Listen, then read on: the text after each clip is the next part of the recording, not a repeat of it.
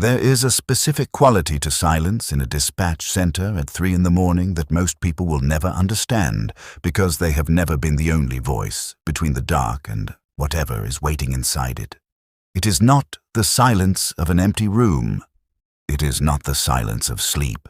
It is the silence of a system that is running continuously, waiting for the next input, the way a lung is never truly still even between breaths, because the mechanism of breathing is itself a form of readiness. I have worked night shift emergency communications for 11 years. I know what that readiness sounds like.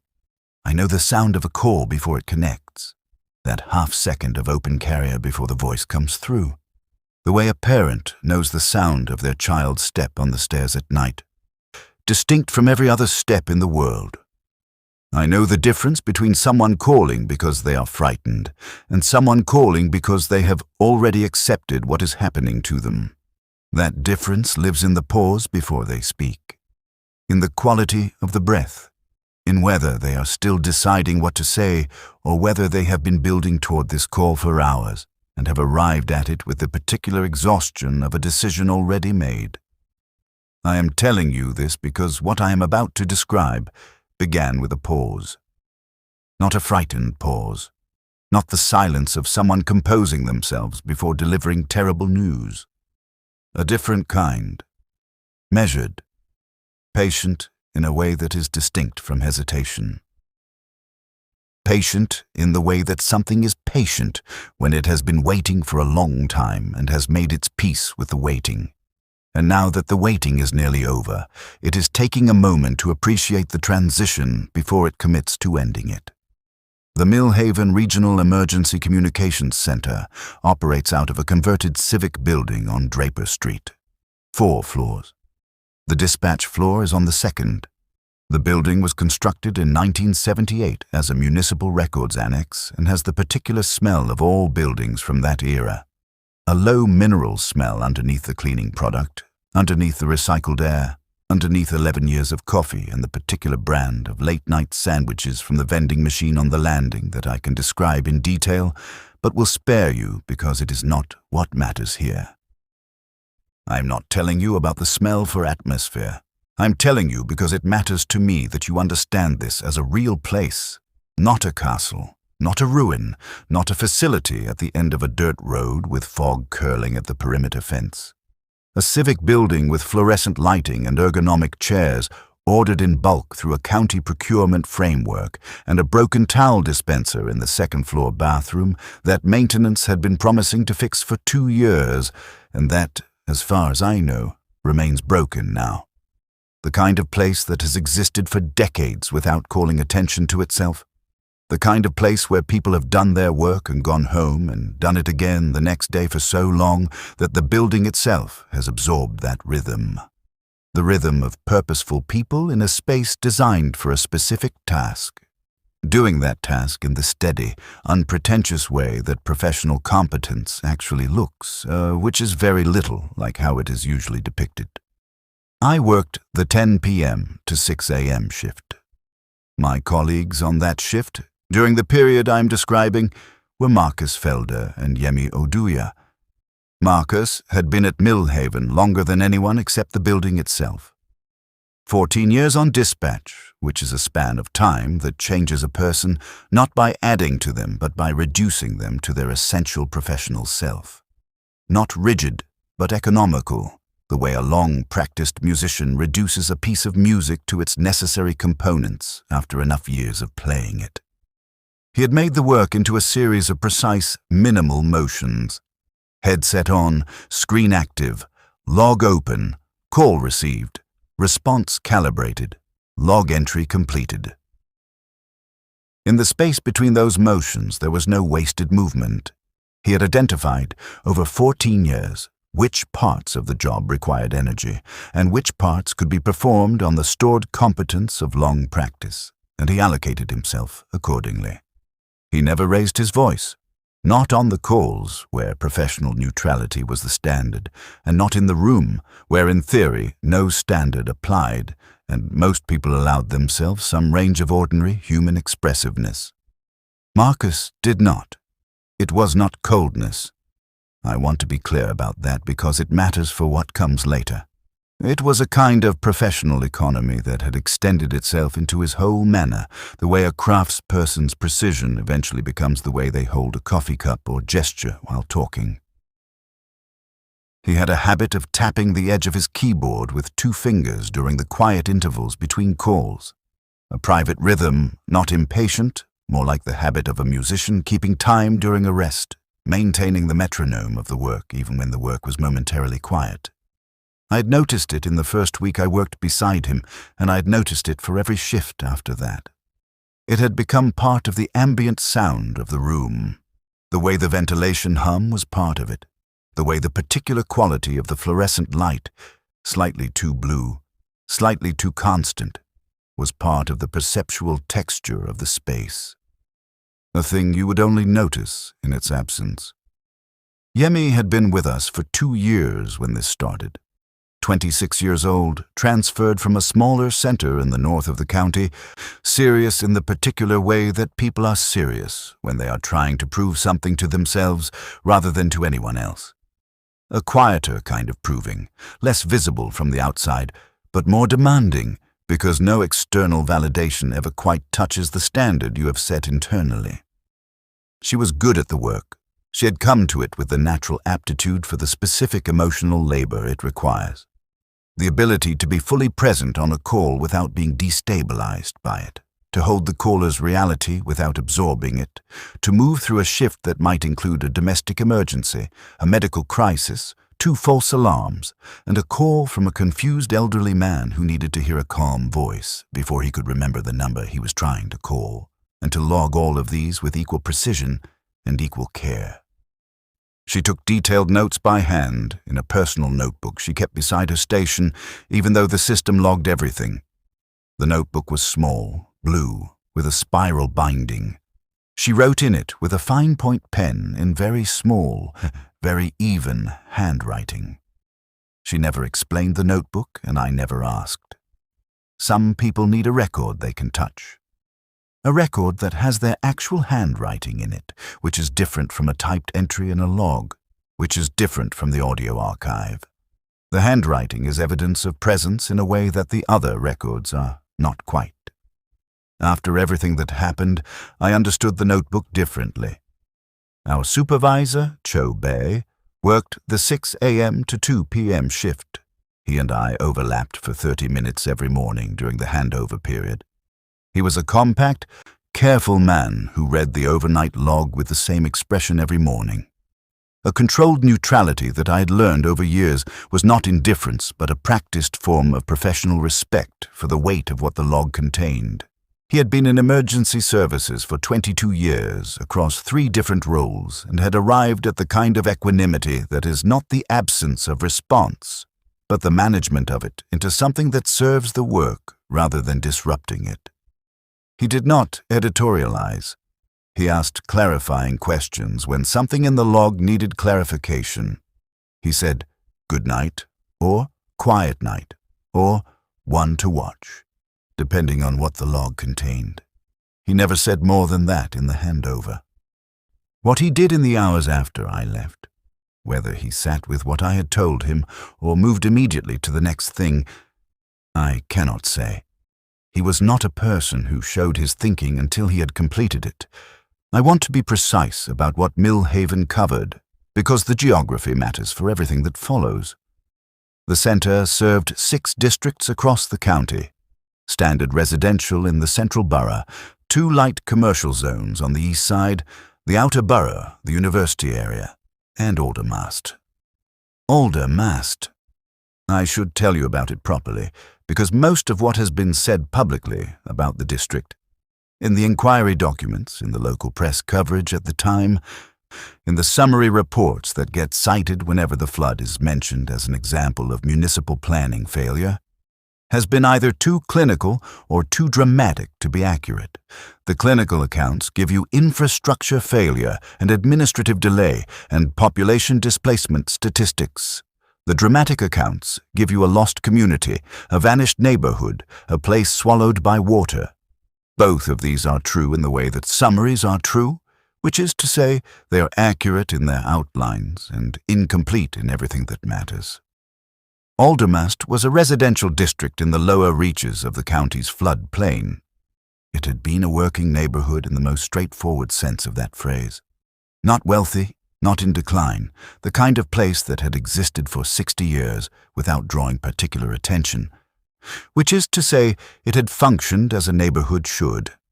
It had a hardware store that had been in the same family for 3 generations, a post office that doubled as an informal pharmacy, dispensing advice on Tuesdays when the regular pharmacist, whose sister managed the post office counter, happened to be visiting.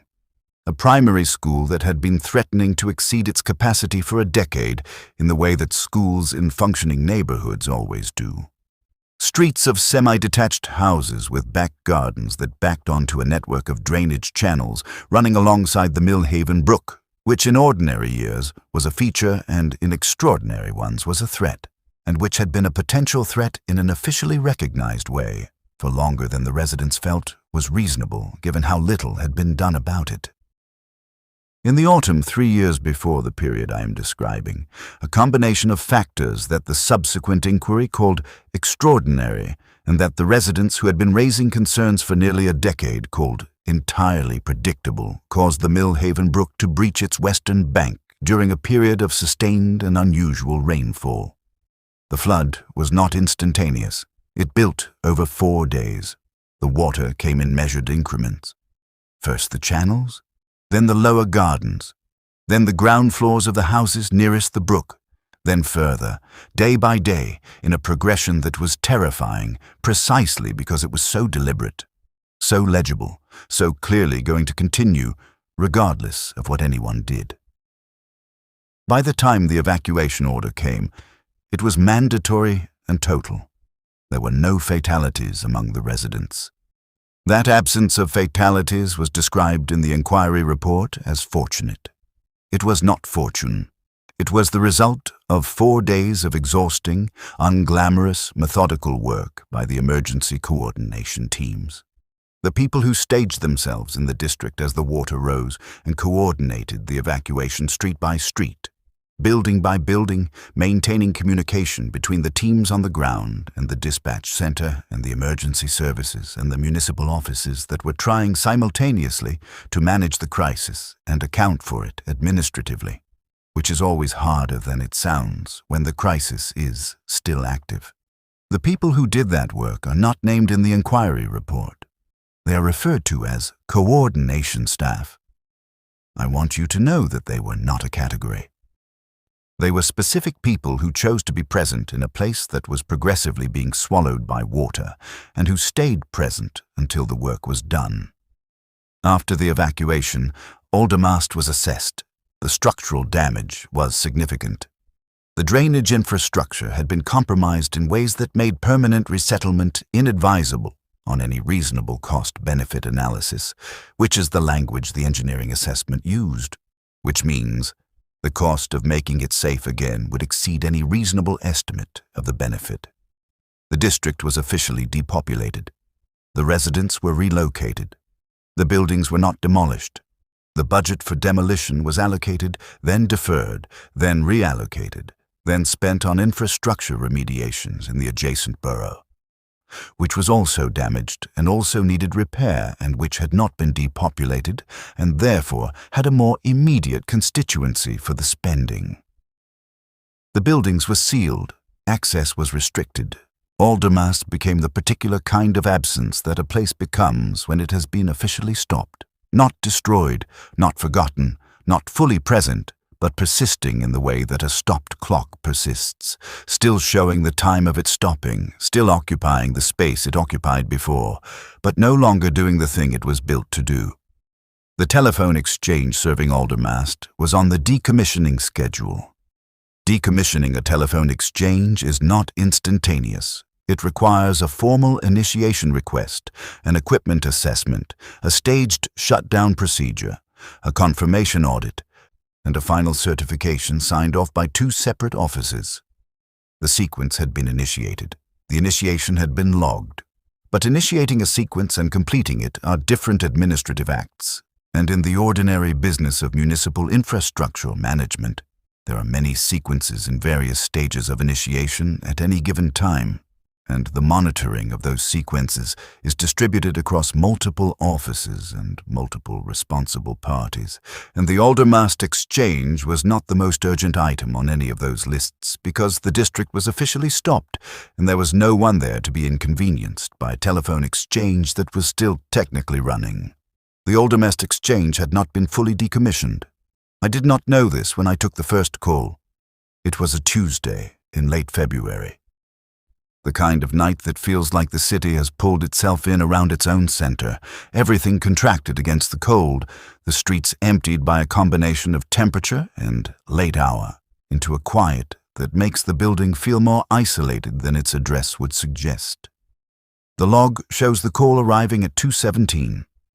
I've checked that time stamp more than once, in the original file, and in the backup that the system generates automatically. 2:17:43. The exchange prefix was Aldermast. I remember looking at the routing prefix on my screen and having a brief, low-level thought that this was irregular. The system should not have been routing Aldermast calls to our active queue. The district had been removed from our coverage roster when the depopulation order was finalized. Calls from that exchange should not have been reaching us. And then I answered, because answering is what you do.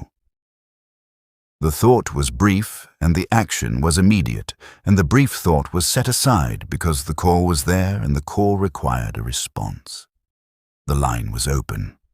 I could hear the carrier, that particular static of an open telephone line, the slight, constant presence of a connection maintained. Nothing else. I gave the standard greeting and asked if the caller needed assistance and waited the prescribed interval and logged it as a deadline, because that is what the evidence supported. A deadline. Equipment fault.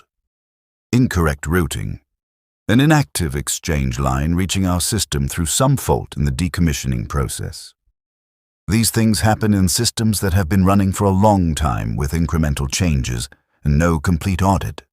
They are anomalies of accumulated complexity, not of design. I noted it in my personal log. I kept a personal log. Not required, not universal, but a practice I had developed in my third year after a case where a detail that had fallen between the official system's categories had turned out to be significant. The personal log was for those details, things that didn't have a field in the official record. I wrote 217, Aldermast exchange prefix, open carrier, no voice response, logged deadline, routing anomaly, exchange should be decommissioned, maintenance note to follow. I told Marcus about it in the quiet after the call, not as something concerning but as a maintenance issue to flag. He looked at the routing prefix in my log. He confirmed it was irregular. He made a note of his own. The kind of note that enters a general maintenance report and gets addressed in the next review cycle, which might be 2 weeks away or might be 6 weeks away, depending on the volume of other items in the queue. That was the first call. I want to be very clear about how ordinary the first call was, how completely it was processed and filed and moved past in the manner of a minor administrative irregularity encountered and noted and sent on its way. Because the ordinariness of the first call is part of what made everything that followed so difficult to identify in its early stages. When the second call came, I had to make an effort to remember the first one. When the third came, I had to count backward to understand the pattern. You cannot see a pattern from inside the first instance of it. You can only see it once you are far enough into the sequence that the shape of it becomes visible. By then, the pattern has already been running for long enough to have changed things. The second call came 8 days later. I know it was 8 days because I counted afterward. The gap between calls, that specific interval, seemed significant in a way I cannot entirely justify logically, but that I have come to trust after 11 years of work that requires reading things with limited information. Some intervals feel arbitrary. Others feel deliberate. 8 days felt like something that had been calculated. or like something that had settled on 8 days the way a practice settles on a frequency. Not chosen exactly, but arrived at through a process that suited the thing doing the arriving. Marcus answered the second call. I was at my station, and I heard the line open at his terminal. The slight change in the ambient sound of the room, the barely perceptible shift in the quality of the silence that years of training makes you register even when you are not consciously monitoring. And I watched him across the partition. He gave his greeting. He asked if the caller needed assistance. He paused, and then he did not log the call and move on. He stayed on the line. I watched him for what the timestamp on his subsequent log entry later allowed me to calculate was approximately 4.5 minutes. He sat very still during those 4.5 minutes. Not the stillness of someone waiting for a caller to speak. Not the stillness of professional patience. Both of those stillnesses have motion in them. The small adjustments of someone ready to act when the moment comes. This was different. This was the stillness of someone receiving something. Both hands flat on the desk surface, not on the keyboard. The headset on, but the body below it, released of its ordinary readiness. The way a person looks when they are listening to something that requires their full attention and they have given it entirely. I did not interrupt. You do not interrupt a dispatcher on what may be an active call, even if the board shows nothing incoming. There are technical reasons for this. Interrupting can affect the audio quality, can destabilize a connection, can break the focus of a dispatcher working a difficult line. And there are human reasons, which amount to the same professional respect you extend to any colleague who is doing the work. When he finally logged the entry and took his headset off, I asked, "What was that?" He said, "Deadline." He said it in the way that a statement is made when it is technically accurate and intentionally incomplete. I said, 4.5 minutes is a long time to confirm a deadline. He looked at his screen. He said, "It took me a while to be sure." I asked him what the prefix had been. He turned to look at me before answering. It was a brief look, a measuring look, not calculating, not evasive. More like the look of a person who is deciding how much of something they understand yet. He said, "Aldermast." I wrote it down. Second Aldermast call, 8 days after the first. Marcus on the line for 4.5 minutes, logged as deadline. Marcus's look before answering the prefix question. I've spent time since thinking about that look. At the time, I interpreted it as the uncertainty of someone who wasn't yet sure whether to mention something, whether the something was noteworthy enough to name. Now I think it might have been something different. The look of someone who has heard something they are still processing and has not yet decided how much of the processing to share, as if sharing it prematurely would compromise something about the experience of it. That the 4.5 minutes had given him something he had not finished understanding, and putting it into words before he understood it might lose the part that words couldn't hold. I didn't push. I should have pushed. But you work beside someone for years and you develop a form of professional courtesy around the things they need to bring to completion in their own time, and I extended that courtesy when the situation, in retrospect, called for the direct question. If I had pushed then, I might have changed the timeline of everything that followed. I do not know in which direction. The third call came 4 nights after the second, and it came to Yemi's station, and I know what she experienced because she told me about it immediately afterward, before she had time to edit her account into something more manageable. Sitting turned toward me in her chair with her headset around her neck and her notebook open on her lap, and a precision to her description that I have always associated with people who know the difference between what they observed and what they inferred and take that difference seriously. She said the call came in on the Aldermast prefix. She answered. The line was open. Carrier present, no background sound she could identify, nothing that presented itself as a voice. She was 2 seconds from logging it as a deadline when something changed on the carrier. Not a voice arriving from silence. more like a voice becoming audible within the carrier itself, as if it had been present in the static all along and had simply reached a threshold of definition. She said it was like hearing yourself in a recording. You know how a recording of your own voice sounds almost right, but not quite. How the weight is slightly off. How the breath is yours, but the body the breath belongs to sounds like a very good approximation of your body rather than your body itself. It sounded like that. Like someone who had studied how I sound very carefully and had arrived at something that would pass casual inspection, but that I, being the original, could identify as constructed. She said the voice said my name, not her full name. The shortened version she used at work, the version that was on her station ID and in her system profile and in the way her colleagues addressed her. The version that existed in the institutional record of her presence at Millhaven. She said, and then it said the date and the time and the exchange prefix, as if it was generating a log entry. As if it was reading from a call log, except the time it gave was 3 minutes in the future. She hung up. She checked the time on her station screen. It was exactly 3 minutes before the time the voice had given. 3 minutes later, an incoming call arrived at her station from a standard residential number in the outer borough. A woman who had locked herself out of her apartment. Standard call. Yemi took it, gave the appropriate response, logged it, completed it. Correct, by the procedure. The call that had been announced 3 minutes before it happened. Yemi showed me her notebook. She had written the exact words as she remembered them. The date, the time the voice had given, the prefix. In the small, even handwriting that covered every page of that notebook. Under it, she had written 4 words. It knew the next call. I did not tell Yemi that night about the previous 2 calls.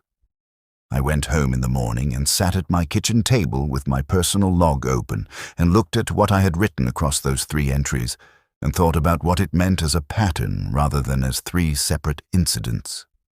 3 calls. 12 days. All from the Aldermast exchange. All on the night shift, in the deep night hours. 2 logged as deadlines. 1, Yemi's, logged as dead after she hung up following the voice contact. The voice on Yemi's call had demonstrated knowledge of her work name. It had given a timestamp in the future that was precisely accurate. It had, effectively, predicted or announced the next incoming call. I did not want to say anything I could not verify. 11 years of night shift dispatch will do that to a person. It gives you a particular discipline around the difference between what the evidence supports and what the evidence suggests. Because in the work, those 2 things lead to different actions, and the wrong action at the wrong moment has consequences. I was not going to make a report about what the evidence suggested. I was going to make a report about what the evidence supported. What the evidence supported was this. The Aldermast exchange was still routing calls to our center. This should not have been happening. The decommissioning process had been initiated but not completed. I could verify the status of that process. I called the County Telecom Records office the following afternoon, not from my desk at Millhaven, from home, from my own phone, not for any reason of secrecy, but because the call felt like something I wanted to make from my own space, in my own voice, not in the voice of the center. The clerk I spoke to was unhurried and competent. She pulled the file for the Aldermast exchange. She read me the status.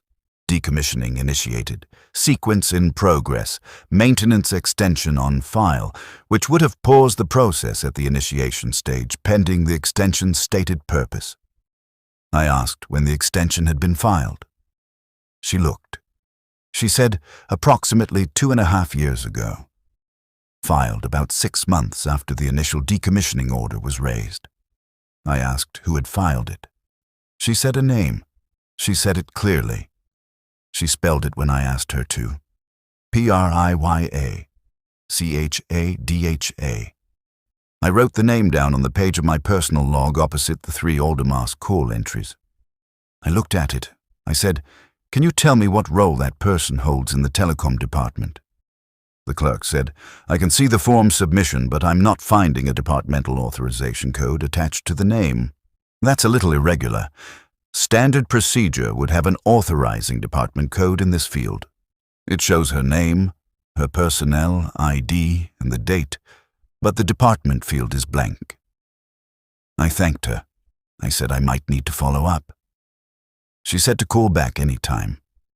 I sat with the name for a while. I did not know it yet.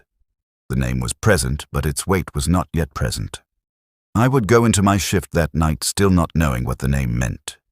And what happened on that shift would change the direction of my investigation in a way that the name alone, at that stage, could not have done. Marcus did something that night that I had no framework for until after I had more pieces. It was shortly after 3 in the morning. The board was quiet. 2 calls in the previous hour and a half, both routine, both logged and closed without complication. The room had the quality of deep night quiet that has its own particular texture, distinct from the quiet of early evening or the quiet of early morning. This was the quiet of the interval when the city has genuinely reached its minimum, when the sum total of human activity in the surrounding streets is as low as it gets in a city that never fully stops. The ventilation, Marcus's 2-finger rhythm on the keyboard edge.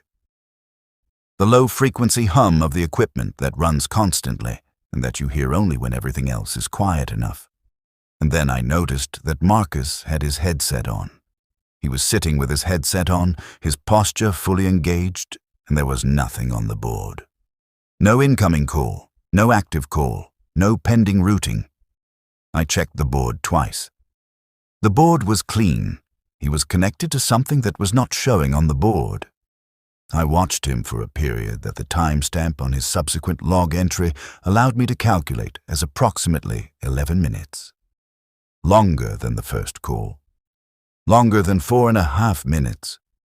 11 minutes in which he sat with his hands flat on the desk again.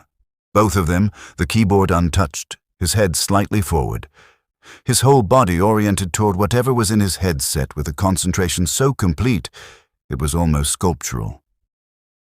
After 11 minutes, he logged an entry. I pulled the entry from my own terminal. He had written, "Incoming, Aldermast prefix, deadline, 3:14. There had been no call on the board at 3:14. I'd been monitoring the board continuously, as I always do when things are quiet, because the board is the thing you watch. Nothing had come through. I went to his station. I did not hurry and I did not announce myself, because I did not want to approach this as a confrontation. I approached it as a colleague. I said his name. I said it at the volume you use when someone is at a workstation and you want them to know you are there. He turned his chair. His face was neutral. Not the placed neutrality I'd noticed after the second call. This was different. This was the neutrality of someone who has been somewhere else and has returned to the room and is in the process of re-establishing the parameters of the room, like the few seconds after waking when you are recalibrating. I said, "The board was clear at 3:14. He said, "I know." I said, "Calls don't route to a headset without the board showing the connection." He said, "I know." I said, "So what was on your headset?" He looked at his screen, not at me, as if something on the screen was helping him organize what he wanted to say. Then he said, "It didn't come through the board. It came through the secondary routing channel that the Aldermast Exchange has been using, the one that doesn't interface with the main routing display." I said, "How do you know about that channel?" He said, "The voice told me." He said it without effect, not trying to minimize it or manage my reaction to it, just stating it. He said, "It called me on that channel for the first time on the second call, the 4.5-minute call. There was no deadline. There was a voice. I didn't know what to say to you after, so I said deadline because that was the easiest thing to say, and I needed time to think about what had actually happened. I said, "What did the voice say?" He said, "It said my name. My full name, which is in the system, but which isn't what anyone here calls me." You and Yemi call me Marcus, and the voice called me Marcus Felde. And then it said, incident code ALDM-0047-NX. And then it said it had been expecting contact and that the calibration was being logged. He said, calibration. It used that word specifically. I said, calibration for what? He said, I don't know, but it used it as if it was a technical term with a specific meaning in a context I was supposed to understand. I said, what has happened on the 11 calls since then? He looked at me. He said, not 11, 3. I said, tonight's entry is your third Aldermast call. He said, my third. I looked at the board log. There were 2 logged Aldermast entries for Marcus in addition to the one he had just made. The 4.5-minute call from 8 nights ago and a second one 4 nights ago that I had not known about because it had come through the secondary channel without a board notification, and he had logged it at 4:22 as a deadline in the same way, while I was doing a compliance review at the archive terminal and not watching his station. I had been monitoring the board continuously. The secondary channel bypassed the board. He said, on the second call it played me something. Old calls. Calls from the Aldermast district, from the evacuation period 3 years ago. Emergency lines, people calling in during the flood, coordinating with the evacuation teams. Real calls, logged calls. The audio was in our archive, and it had access to the archive, and it was playing the calls back through the secondary channel. I sat and listened for, I don't know how long. A long time. I said, what happened after it played the calls? He was quiet for a moment. He said, it asked me if I wanted to hear the ones that were never answered. The room held that for a moment. I said, and you stayed on the line? He said, I stayed on the line. He said, there are things in this work that you file because you have to. Things you hear on calls that require professional neutrality in the moment, and that you process in whatever way you process things outside the building. But the calls that don't get answered, that's different. Those stay in a different place. I understood what he meant. After 11 years, I understood exactly what he meant. I said, have you heard them? The unanswered calls?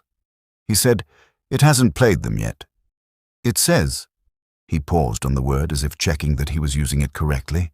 It says there is a process. It says the cases have been open for 3 years. It says it has been waiting for someone to help close them. I went back to my station. For the remaining 2.5 hours of the shift, I did 2 things simultaneously. I monitored the board, and I pulled the full call history for the Aldermast exchange from the Legacy Archive. The Legacy Archive is the layer of the system that sits beneath the main operational database. The records from the pre-digitization period that were scanned and uploaded but never fully indexed, and the records from the digitization transition period that were indexed incompletely, and the records from subsequent migrations that were carried over with metadata gaps.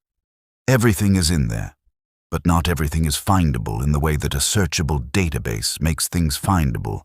It is more like sediment, present, layered, requiring the right kind of searching. The full call history for the Aldermast exchange across the 38 months since the evacuation showed 847 calls. 847 calls. On a line serving a depopulated district, over 3 years and 2 months. Every single one was logged with the same disposition. Incoming, Aldermast prefix. Completed, automated response. I stared at that disposition field for a long time. Automated response. Our system had an automated response function, a holding message that directed callers to stay on the line during high-volume periods when all stations were occupied. It activated automatically when call volume exceeded station capacity. It did not, by any configuration of the system that I was aware of, activate for inactive exchanges. It did not have the capability to produce the responses that Yemi had described in the recordings. It was a holding message.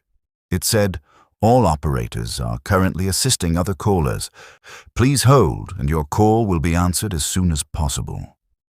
14 words. The same 14 words every time. That was the totality of its function.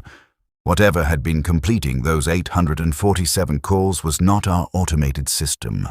I pulled 32 recordings from across the 38 months, spaced at intervals from earliest to most recent, and I listened to all 32 during the final stretch of the shift with one ear on the board and one ear on the archive.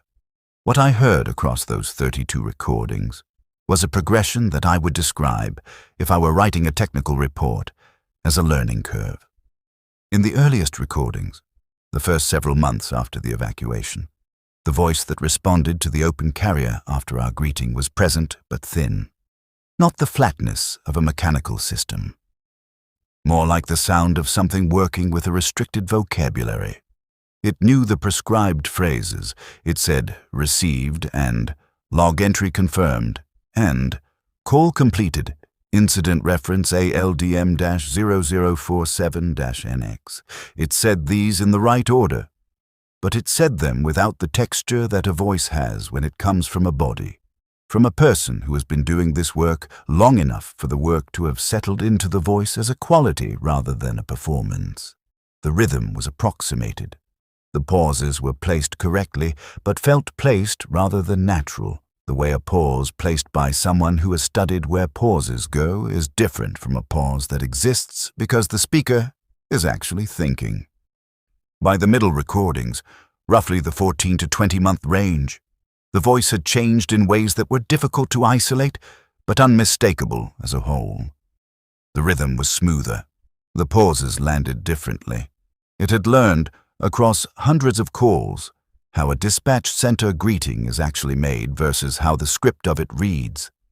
It had learned the slight elongation on certain syllables that comes from projecting calm when you're not certain what you're going to hear next.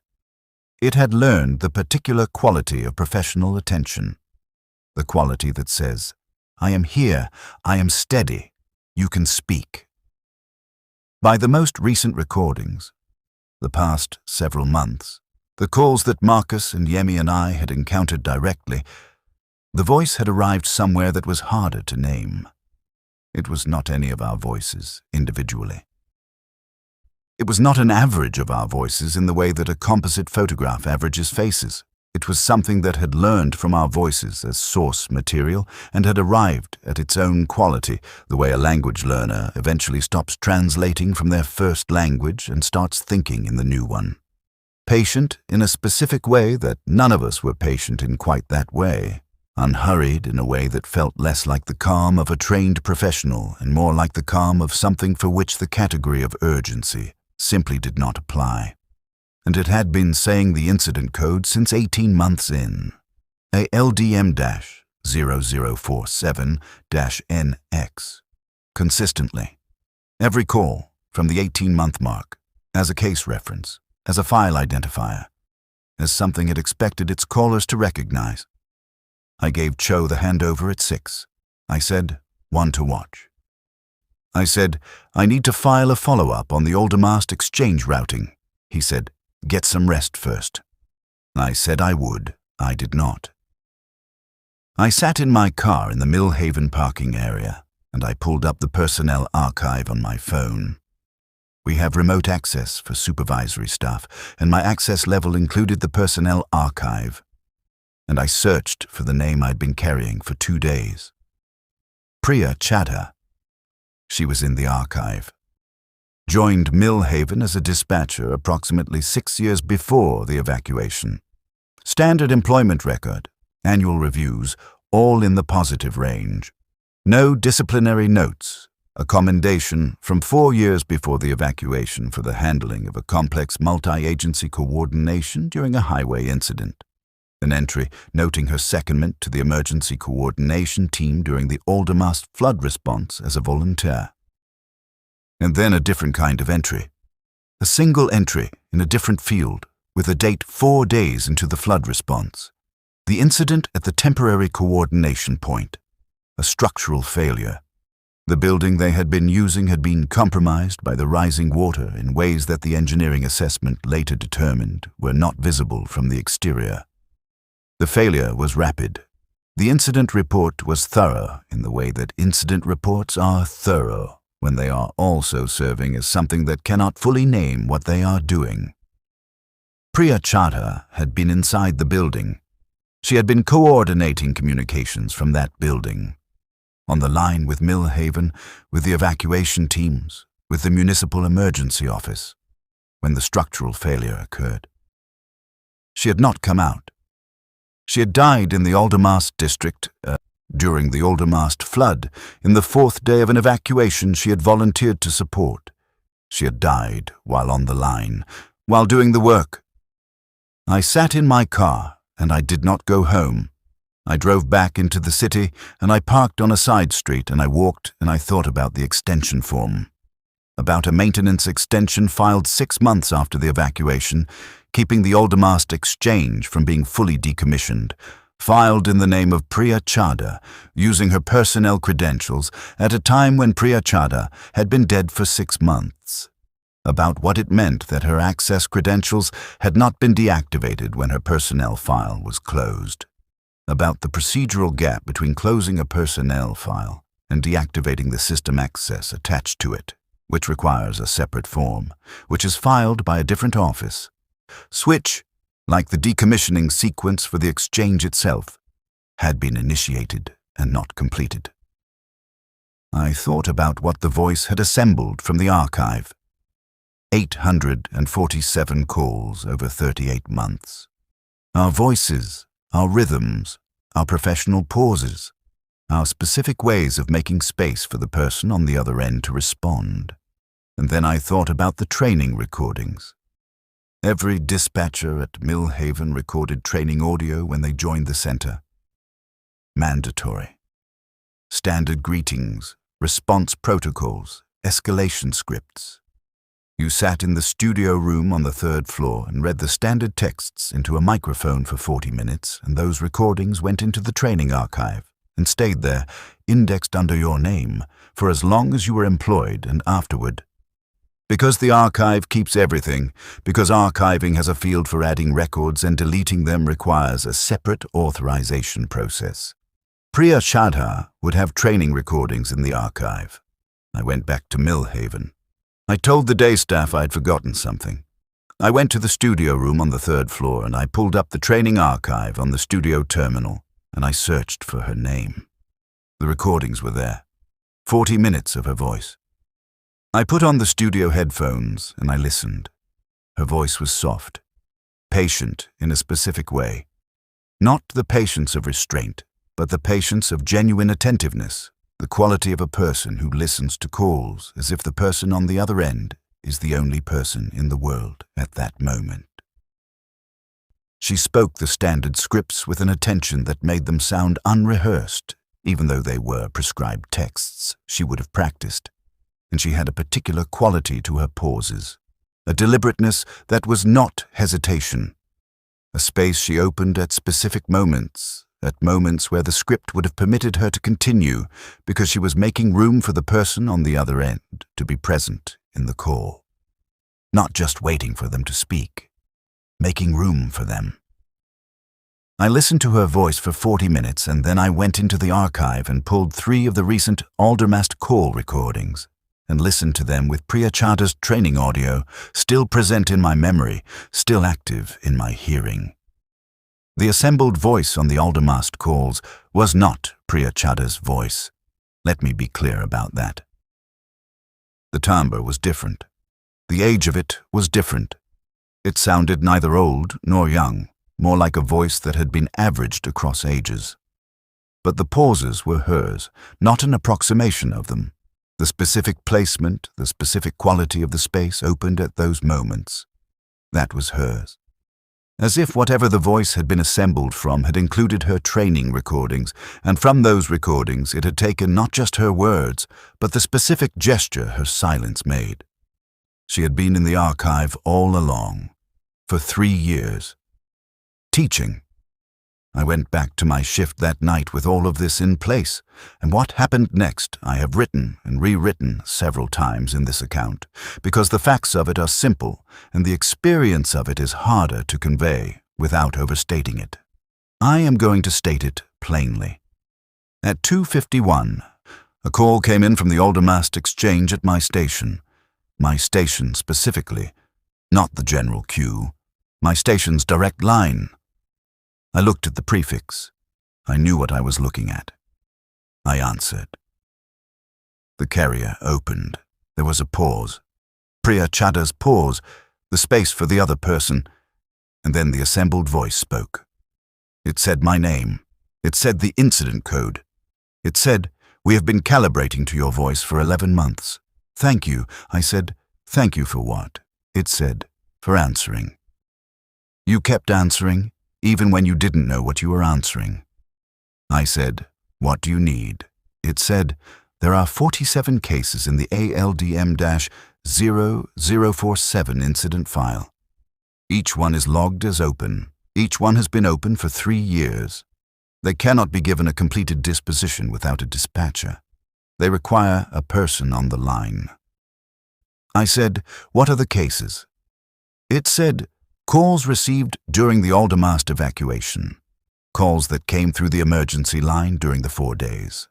Calls that were logged as received. Calls that were given coordination responses by the on-site team. But after the incident on the 4th day, after the coordination point, 39 of those calls received no completed disposition. Their status remained. Received, coordination ongoing. The system holds them open because they have not been closed. They have been in the active file for 3 years, unresolved because the dispatcher who would have closed them was not able to. I understood then what the extension form had been. Not a technical administrative action, something more like a holding of the line. An insistence filed with whatever access credentials remained available. That the exchange stay open because the cases in it were not done. I said, "Give me the first case." I do not know exactly how long it took to work through all 47. The timestamp on my log shows that I logged my arrival at the station at 22:14 and the final entry in the ALDM-0047 file at 5:47. And between those two timestamps, I have a continuous log record of 47 case entries, each one following the previous, each one marked. Call received, caller acknowledged, log entry completed, case closed. But the duration between cases is not regular. Some are longer, some are shorter. And the audio recordings of the calls I was being played were of varying length. Some of the callers were brief. Some were not. I am not going to describe the content of those 47 calls.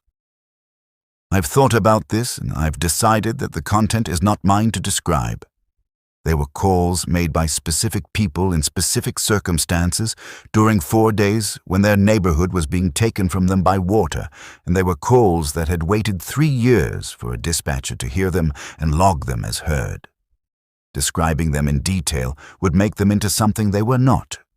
Material for this account, rather than calls received and closed. What I will tell you is that the voice on the calls, the assembled voice, read them back with the same patient quality that Priya Chadha's training recordings had. As if it had learned, from her 40 minutes of audio and from 847 calls worth of dispatcher responses, what it meant to be present on a line. To hold the line. To make the space that says, "I am here, I am steady, you can speak." After the 47th case, the carrier closed. The session ended. My screen showed the connection from the Aldermast Exchange terminated normally. I sat in the quiet room until Cho arrived. I told him everything. He listened in the way he listens, which is without expression, which is not the same as without engagement. When I finished, he said, "I need to get the telecom authority here to complete the decommissioning." And he said, "How is Marcus?" I said, "I think he needs time. I think he's been carrying something that he didn't know how to bring into the room." He said, "And you?" I said, "I need to write this down before the details soften." He said, "Write it all. I wrote it all. Here is what happened afterward." The telecom authority's decommissioning team arrived 4 days later. It took them longer than anticipated. 4 days, where a standard exchange decommissioning would take one. The exchange equipment, which had been scheduled for shutdown 3 years ago and should have been running on residual charge for no more than a few weeks before the backup systems failed, was fully operational. All systems active. All routing channels live. The maintenance records in the equipment itself, logged automatically, the way equipment logs its own operational history, showed continuous operation for 38 months without any of the performance degradation that unattended equipment in an environment with damaged drainage and no active utility supply should have shown. The power anomaly was referred to the County Engineering Division for investigation. The investigation is ongoing. The 47 cases in the ALDM-0047 file were reviewed by the Incident Management Team. All 47 received completed dispositions. The file was formally closed. The incident code was retired. The 847 call recordings were archived at classification level 3. They are accessible by formal request. They have not been deleted. The system does not delete things. It accumulates, it layers, it holds what it has been given. Marcus returned from 3 weeks of leave. He sat at his station, headset on, and he took calls and logged them, and his 2-finger rhythm was there on the keyboard edge during the quiet intervals, the same rhythm I had been hearing for years. I watched for the placed neutrality, the too complete calm that had settled over him in the weeks before his leave. It was not there. He was himself again, not unchanged. No one is unchanged by the things that change them. But the work was working in him the way it had always worked, the ordinary motion of professional competence, and I was glad to see it. Yemi still keeps a handwritten notebook. She switched to a green one after everything that happened. She did not explain why, and I did not ask. 2 months after the decommissioning, I was working a standard night shift. Nothing unusual. The board was quiet. At 2:51, exactly the time I noted it, the same minute as the call I had answered 2 months before. A call came in from a standard residential number in the outer borough. A woman. She said she had been receiving strange calls. She said the voice on the call sounded like hers. She said the voice gave dates and times and referenced something she didn't understand. She said it said a code. She said ALDM something. She hadn't written it down. I took her information. I gave her the standard referral. We route anomalous telecommunications complaints to the County Telecom Authority.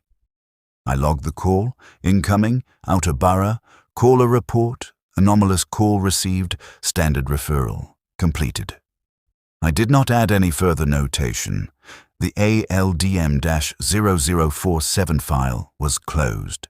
There was no active case. A week after that, during the monthly quality review, I listened to my call recordings. 8 calls. I remembered 7. The 8th was time-stamped at 3:17 on the night of the Outer Borough woman's call. I had no log entry for 3:17.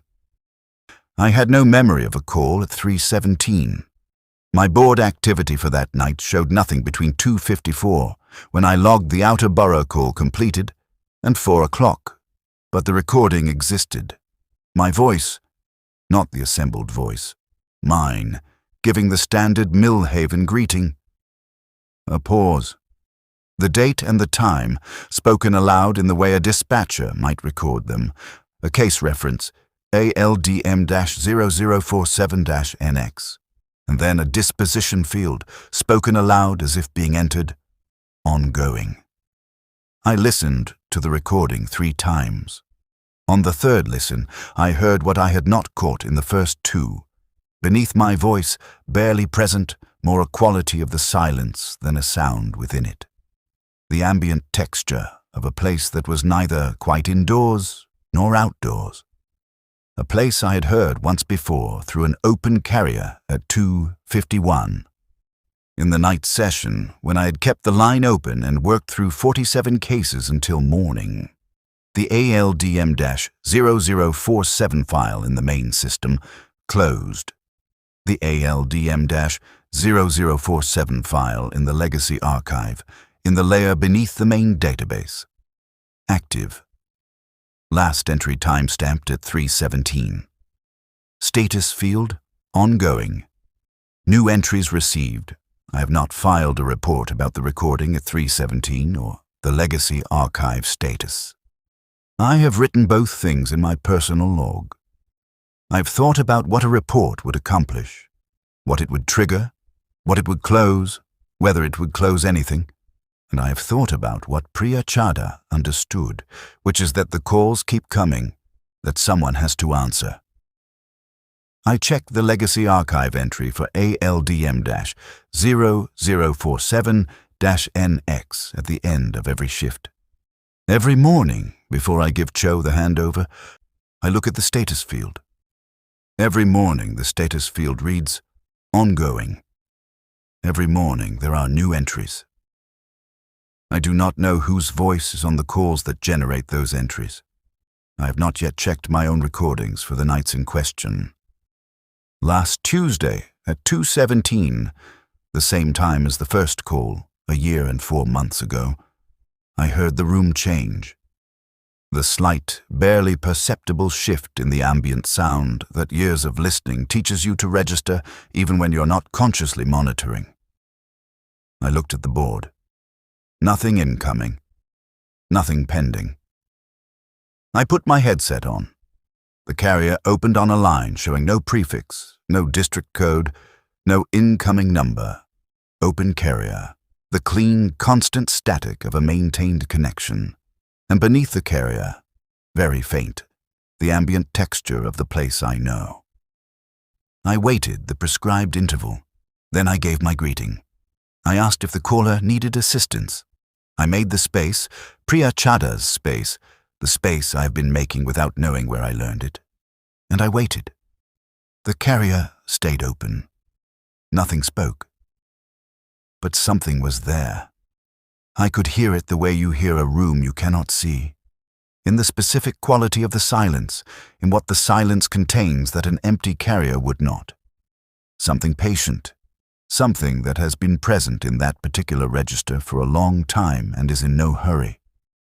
I sat with the open carrier. I did not log it as a deadline. I sat with it until the shift ended.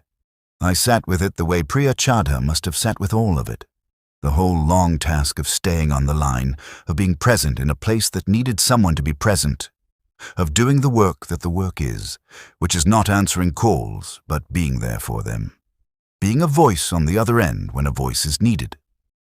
When Cho arrived at 6, I gave him the handover. I said, "One to watch." He looked at me over his coffee. He nodded. He did not ask me to specify.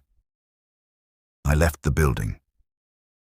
I stood on Draper Street in the early morning with the ordinary sound of the city beginning around me. Traffic, a signal, someone's window open on a first floor with a radio playing. And I thought about the legacy archive, about the ALDM-0047-NX file that receives new entries every night, about the recording at 3:17 with my voice on it doing work I do not remember doing, about whether the system, the real system, not the platform, not the software, but the system in the sense of the thing that is running beneath all of it. The thing that was running in the Aldermast exchange for 38 months on power that should not have existed is the kind of system that closes, or whether it is the kind that simply continues, that finds whatever it needs to find to continue, that files the completion and logs the disposition and moves the entry into the appropriate archive and keeps receiving what it was built to receive. Because the calls keep coming regardless of whether the infrastructure has authorized them, and because somewhere in the layered history of what it has learned and assembled and carried, there is an understanding that the work does not end. Only the shift ends, the work continues.